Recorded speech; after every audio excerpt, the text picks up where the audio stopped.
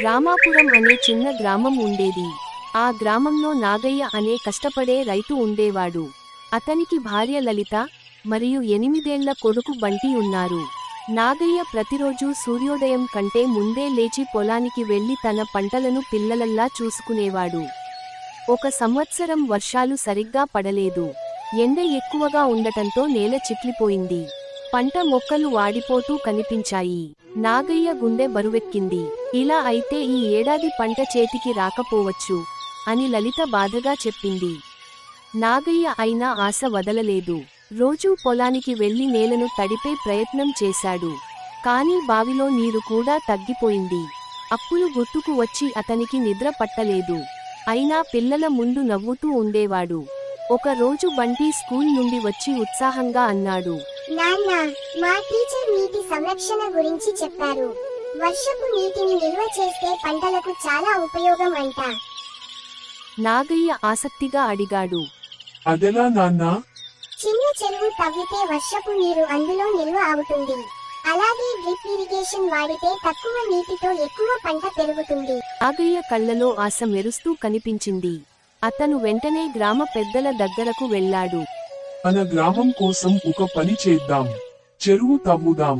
నీటిని పొదుపుగా వాడుదాం. ఇంత కష్టం అవసరమా? ఈ రోజు కష్టం చేస్తే రేపు మన పిల్లలకు మంచి భవిష్యత్తు ఉంటుంది. అతని మాటలు గ్రామ ప్రజల మనసును తాకాయి. అందరూ కలిసి చెరువు తవ్వడం మొదలుపెట్టారు. ఆ దృశ్యం చూసి నాగయ్య కళ్ళలో ఆనందం కన్నీళ్లు వచ్చాయి. కొన్ని రోజుల తర్వాత చెరువు సిద్ధమైంది. మొదటి వర్షం పడగానే చెరువు నిండిపోయింది. గ్రామ ప్రజల ఆనందానికి అవధులే లేవు. నాగయ్య తన పొలంలో డ్రిప్ పైపులు అమర్చాడు. అలాగే రసాయన ఎరువులు తగ్గించి ఇంట్లో తయారైన వర్మి కంపోస్ట్ వాడడం మొదలుపెట్టాడు. రోజులు గడుస్తున్నాయి. చిన్న చిన్న మొక్కలు పచ్చగా మొలిచాయి. బంటి రోజూ స్కూల్ నుంచి వచ్చి పొలానికి వెళ్లి మొక్కలతో మాట్లాడేవాడు. మీరు బాగా పెరగాలి. మా నాన్న కష్టం వృధా కాకూడదు. కొన్ని నెలల తర్వాత పొలాలు పచ్చని చీర కప్పుకున్నట్లుగా మెరుస్తున్నాయి. నాగయ్య జీవితంలో ఇంత అందమైన దృశ్యం ఎప్పుడూ చూడలేదు. లలిత, మన కష్టం ఫలించింది. కోత సమయం వచ్చింది. గ్రామం మొత్తం పండగ వాతావరణంలో మునిగిపోయింది. అందరూ కలిసి పంట కోశారు. నాగయ్య పంటను మార్కెట్కి తీసుకెళ్లాడు. వ్యాపారులు పంట నాణ్యత చూసి ఆశ్చర్యపోయారు. ఇంత మంచి పంట చాలా రోజుల తర్వాత చూస్తున్నాం. మంచి ధర ఇస్తాం అన్నారు. నాగయ్య మంచి డబ్బు సంపాదించాడు. మొదట అప్పులు తీర్చాడు. తర్వాత బంటి చదువుకు కొంత డబ్బు పెట్టాడు.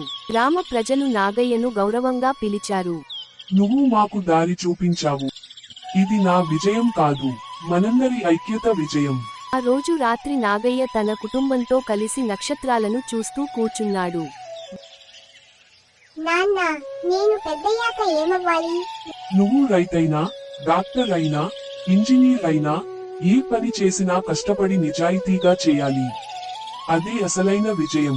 ఆ మాటలు బంటి గుండెల్లో బలంగా నిలిచిపోయాయి. అలా రామాపురం గ్రామం మళ్లీ పచ్చగా మారింది. పిల్లలు ఆనందంగా ఆడుకున్నారు. రైతులు ఆశతో పని చేశారు. నాగయ్య కుటుంబం సంతోషంగా జీవించింది. చిన్న విత్తనం లాగా మొదలైన ఆ ఆలోచన పెద్ద పంటగా మారింది.